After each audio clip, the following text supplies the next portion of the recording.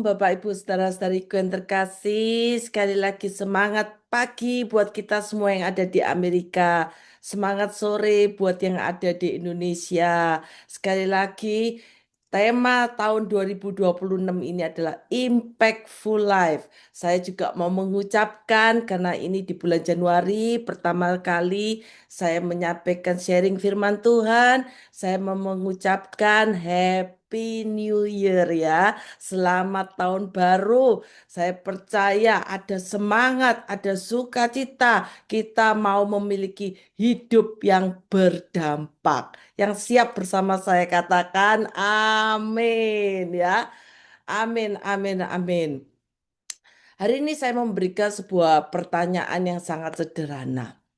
Biasanya apa yang terjadi, Bapak Ibu Saudara-saudari, kalau seseorang itu hidupnya terlalu lama dalam kegelapan, hidupnya selalu mendatangkan yang tidak baik, hidup di dalam dosa dan hidup di dalam tidak kebenaran firman Tuhan.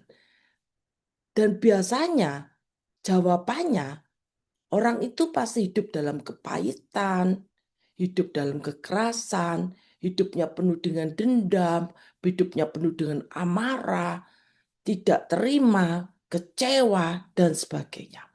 Tapi saya percaya kita semua mau memiliki hidup yang berdampak. Kita tidak mau hidup di dalam kegelapan atau masa lalu. Masa lalu yang tidak enak, masa lalu yang tidak baik dalam kehidupan kita. Tetapi firman Tuhan mengingatkan kita. Kita harus hidup berdampak. Kita harus berbeda. Karena terang dan gelap itu tidak bisa bersatu. Amin. Seperti salah satu tokoh pahlawan yang luar biasa. Yang sekarang sudah dipanggil ya sama Bapak ke surga. Siapakah dia? Nelson Mandela. Ada yang tahu Nelson Mandela? Nelson Mandela itu adalah Presiden South Afrika ya, Afrika Selatan ya. Dia itu sangat luar biasa. Kalau kita baca kisahnya, dia itu sangat luar biasa. Ia bayangkan, Nelson Mandela ini seseorang pejuang yang luar biasa. Sebelum menjadi presiden, ia tuh pernah di penjara. Nggak main-main loh Bapak Ibu Saudari. Berapa lama? 27 tahun dia tuh di penjara. Dia dianggap sebagai ancaman politik. Karena dia menentang sistem apartheid. Yaitu kebijakan pemisahan ras yang menindas mayoritas kulit hitam. Dia dipenjara oleh lawan politiknya. Salah satu yang memasukkan dia di penjara, yaitu dari orang bangsa kulit putih. Kita melihat saat dia di penjara tersebut, dia itu ditindas, ada kerja paksa, dijauhkan dari keluarganya, dan dia merasakan sesuatu yang tidak enak. Nggak usah lama-lama, 1 hari aja kita tahu masuk penjara sudah stres. 1 bulan lebih stres. Berbulan-bulan tambah stres. Bertahun-tahun udah luar biasa stresnya. Nggak bisa kebayang ya. Karena tidak ada kebebasan. Di penjara itu tidak ada kebebasan. Kita nggak punya hak kita. Tapi kita ditentukan apa yang harus kita lakukan. Itu berat ya. Tetapi ini perkataan Nelson Mandela ini luar biasa. Ketika ia keluar dari penjara tahun 1990, dia berkata, kata-katanya ini sangat bagus. Jika saya membenci mereka setelah keluar dari penjara, berarti saya masih terpenjara. Luar biasa. Jadi dia mau melupakan segala kekecewaan, segala sesuatu yang gelap di masa lalunya. Dia mau bangkit, move on. Gak mau jadi sedih terus atau hidup di dalam masalahnya, memikir-mikirkan masalahnya. Ia berani untuk berubah. Jadi setelah ia keluar dari penjara, dia bukan membalas. Dia tidak memilih untuk membalas. Tetapi dia memilih untuk apa? Mengampuni. Dia memilih untuk rekonsiliasi. Bukan dengan balas dendam, tetapi merangkul. Ia menggunakan posisi dan pengaruhnya. Bukan untuk membalas dendam atau menjatuhkan. Tetapi apa? Menyatukan bangsa-bangsa. Tapi bukan sebagai pemecah belah. Akhirnya singkat cerita dia mendapatkan Nobel Perdamaian tahun 93. Dan dia mengubah sejarah sebuah bangsa. Dia menjadi presiden kulit hitam. Ya, pertama di South Afrika Selatan. Tuhan sangat baik. Dia diberikan umur panjang Bapak Ibu Saudara-saudari. Dia meninggal di usia 95 tahun. Wow, luar biasa ya. Dia dapat usia panjang. Dia di dunia ini dia melakukan yang terbaik. Karena apa? Kita bisa melihat hasilnya, perbuatan baiknya. Terang jangan disembunyikan. Ya, tetapi terang itu harus ditunjukkan. Seperti pada hari ini kita melihat dan bersama-sama kita mengikuti Zoom. Kita hidup di dalam terang. Saya percaya Tuhan mengasihi kita semua. Sekali lagi, jangan sembunyikan terangmu. Mari kita buka Matius 5. Matius 5 ayat 14 sampai 16. Di situ firman Tuhan sungguh-sungguh harus kita perhatikan firman Tuhan ini karena di situ dikatakan kamu adalah terang dunia. Luar biasa ya. Bukan firmannya bukan ditulis jadilah kamu menjadi terang dunia. Tetapi di sini dipastikan kamu adalah terang dunia. Kota yang terletak di atas gunung tidak mungkin tersembunyi. Lagi pula orang tidak menyalakan pelita lalu meletakkannya di bawah gantang, melainkan di atas kaki dian sehingga menerangi semua orang di dalam rumah itu. Gantang itu apa sih? Gantang itu alat penutup, bukan untuk mematikan api tetapi untuk menyembunyikan cahaya. Jadi tidak boleh kita menyembunyikan. Sekali lagi firman Tuhan pada hari ini, jangan sembunyikan terangmu. Kamu adalah terang dunia. Kita semua ini terang dunia. Jangan sampai kita merasa ketakutan secara rohani, takut tidak diterima, takut tidak dianggap, merasa masa lalu kita buruk, atau masa-masa yang sudah kita jalani, masalah masih ada. Dari 2025 masalahnya kok belum selesai sampai tahun ini. Tetap percaya. Tuhan tahu kekuatan kita. Di balik kita melewati proses, pasti ada terang. Amin. Proses itu kita jalani. Pasti di balik semua itu percaya dengan iman. Pasti ada yang terbaik di balik semuanya itu. Pasti ada kemenangan besar. Di atas kaki dian supaya cahaya kita kelihatan. Supaya kita ini kelihatan menjadi anak-anak terang. Akhirnya dikatakan di ayat ke-16. Demikianlah hendaknya terangmu itu bercahaya. Di mana? Bercahaya di mana? Di depan orang. Harus kelihatan perbuatan baik kita. Supaya mereka melihat perbuatanmu yang baik. Dan memuliakan Bapakmu yang di surga. Harus kelihatan sekali lagi ya. Karena Tuhan mau kita menjadi terang dunia. Terang dan gelap tidak akan pernah bersatu. Kita percaya kita harus lebih banyak berdoa hari-hari ini. Kita harus banyak baca firman Tuhan.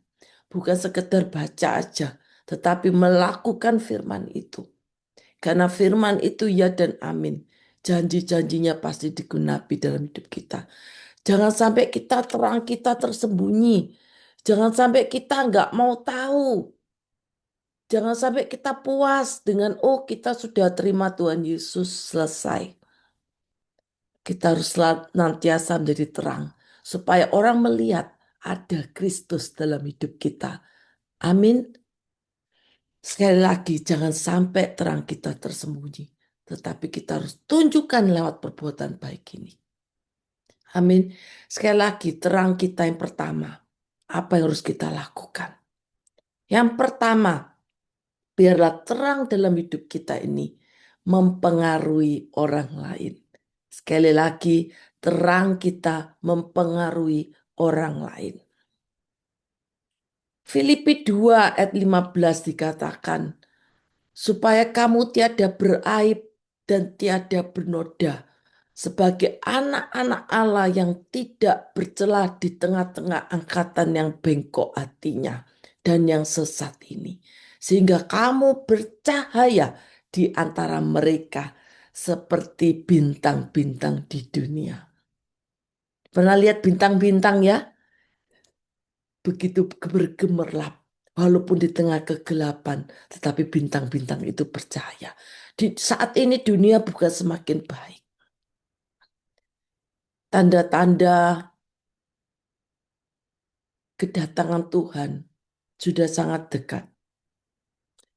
Tapi kita tidak akan pernah tahu kapan waktunya. Tetapi tanda-tandanya semakin nyata. Oleh sebab itu kita harus lebih sungguh-sungguh lagi dekat kepadanya. Supaya nama kita dipastikan tercatat dalam kitab kehidupan. Amin. Jadi biar hidup kita ini mempengaruhi orang lain. Melewati apa? Hidup kita benar di hadapannya. Gak usah lihat kamu harus begitu saling tunjuk. Kita tunjuk diri kita masing-masing. Bagaimana yang sudah kita lewati di tahun-tahun yang telah kita lewati. Kita harus lebih baik lagi. Masuk di tahun 2026 ini kita lebih baik lagi. Perbuatan kita boleh menjadi berkat, boleh menjadi kesaksian. Melewati integritas kita, kesetiaan kita. Suka berdoa, suka puji sembah Tuhan. Undang hadirat Tuhan senantiasa dalam hidup kita.